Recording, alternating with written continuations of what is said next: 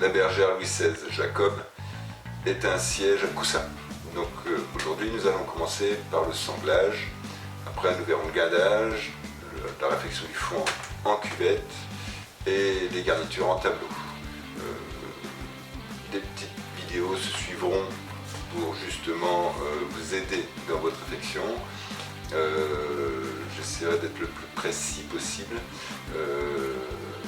à vos marteaux, à vos ciseaux, votre tapisserie.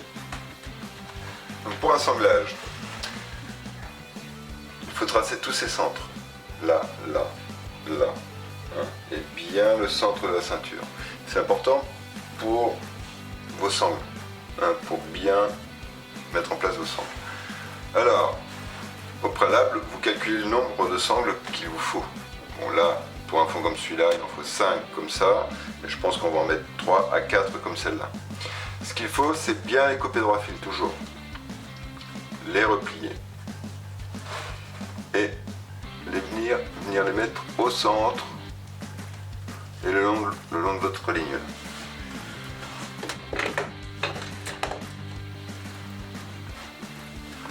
J'en mets une au milieu. Derrière votre semence là, il vous faut un fil. Faut pas que votre semence soit trop près, trop loin, juste un fil. Et vous écrasez bien votre sangle.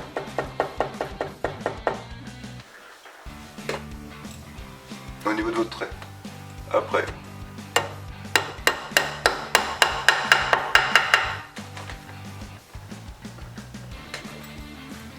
Deuxième.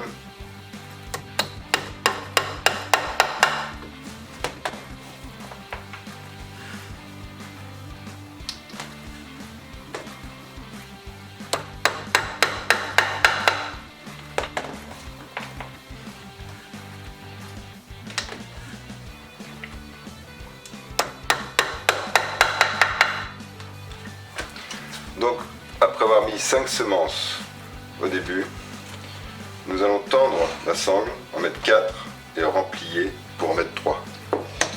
Je prends mon tendeur de sangle, je mets bien au centre et je viens mettre ma sangle par-dessus. Et je tends gentiment, un peu plus. Hein, la bonne tension, c'est quand le siège commence à bouger légèrement. Hein.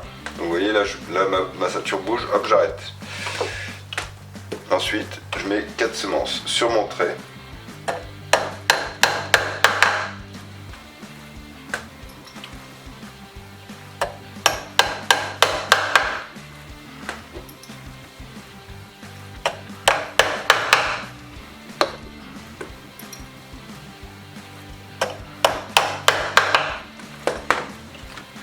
Je relâche ma tension. Je coupe. Droit fil toujours. Et je remplis. Je remplis au niveau de mon trait là. Là. Et là j'en mets 3. Puisque j'ai 4 semences, j'ai 3 intervalles. Donc je mets 3 semences. Un fil derrière la semence.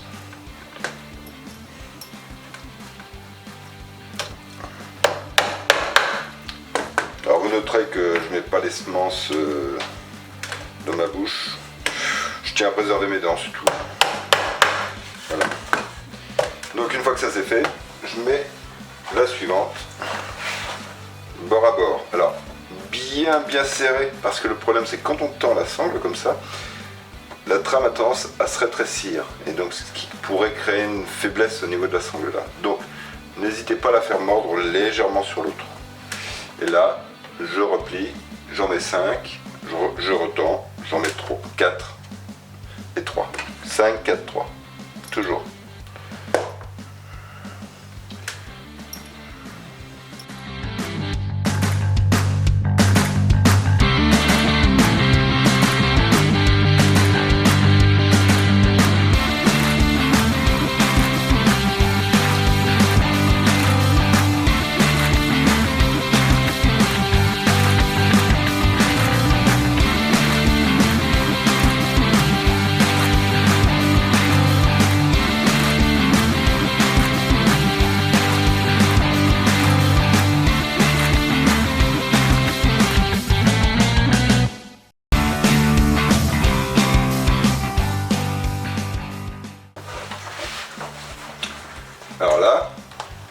Je viens poser ma sangle le plus proche possible et je le mets légèrement de biais pour qu'elle épouse la forme de la ceinture.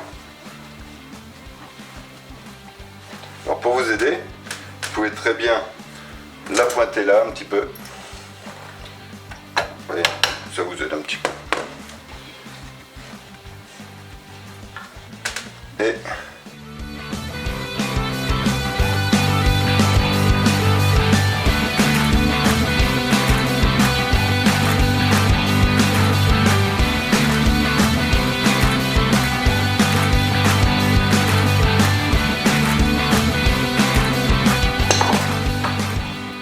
ensuite, pour peaufiner la chose, vous pouvez très bien couper vos sangles pour qu'elles soient bien propres, le plus propre possible.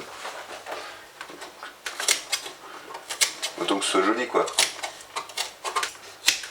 Hein? Hein? Donc une fois que vous avez mis vos 5 semences, vous retirez votre appoint, tendeur de sangle, et je tends. Alors pas trop, hein, ça sert à rien d'exploser tout. Vous voyez, j'aime bien l'idée que ça morde un petit peu, comme ça, ça ne fait pas de faiblesse là au niveau du sanglage. Et donc là j'en mets 4.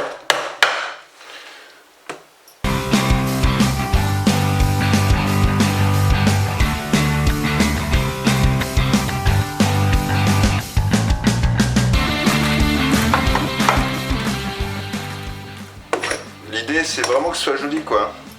C'est qu'un sanglage, d'accord, on est d'accord là-dessus, hein. Mais autant que ce soit joli en dessous, au-dessus, dedans. Au moins on a la satisfaction d'un travail bien fait. Voilà. On continue.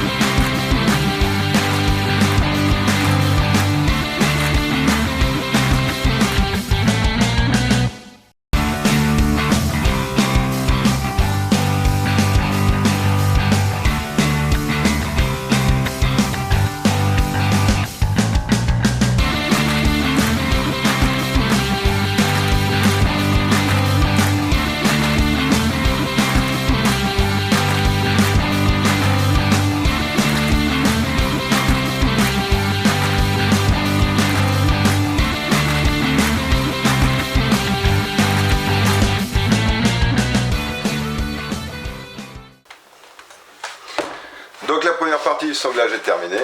On va passer maintenant dans l'autre sens pour faire le damier.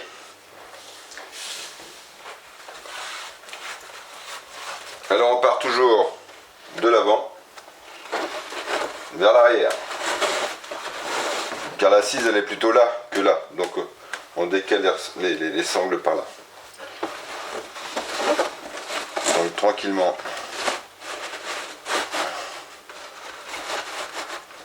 On les croise. Laissez-vous toujours un petit espace, 1 millimètre là, là et là.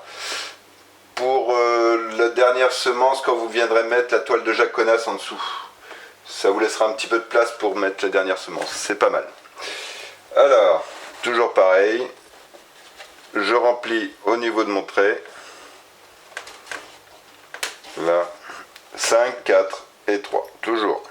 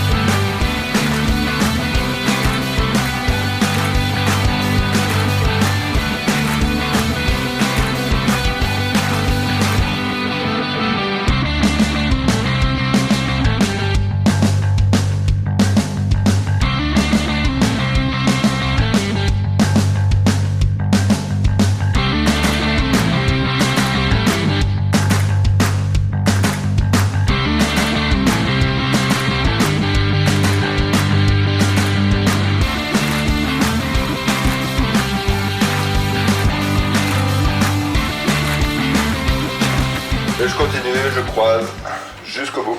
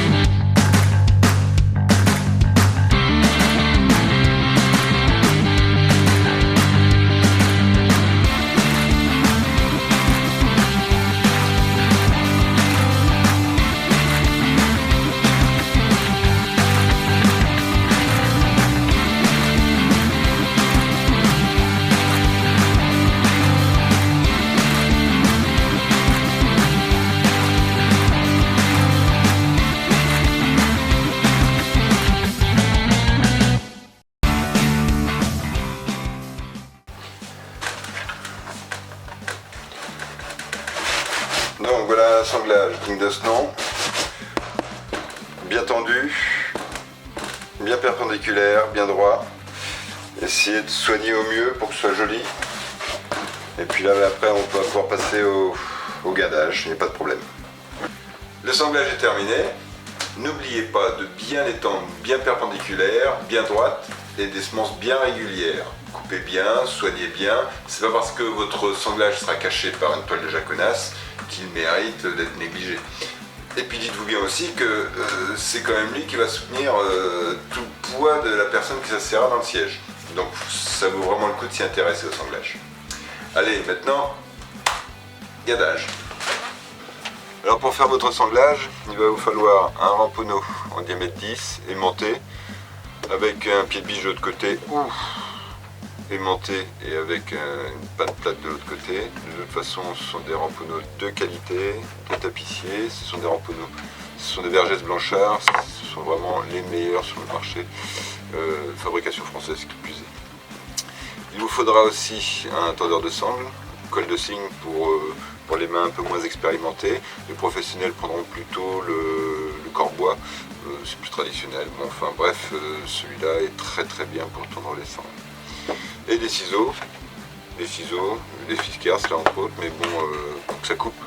L'idée c'est que vos sangles soient bien coupées et bien propres. Des semences aussi, de la semence de 11, entre 11 et 14, pour, selon la qualité de votre bois, pour fixer les sangles. Vous pouvez retrouver tous ces outils, tout ce matériel sur Déco-Ameublement. Si vous avez besoin de conseils, vous pouvez toujours me poser sur le forum. Je réponds le plus possible à vos questions, pas toujours dans des temps restreints, mais bon, j'essaie de faire au mieux. Et puis bon, la prochaine étape de toute façon, c'est le guindage.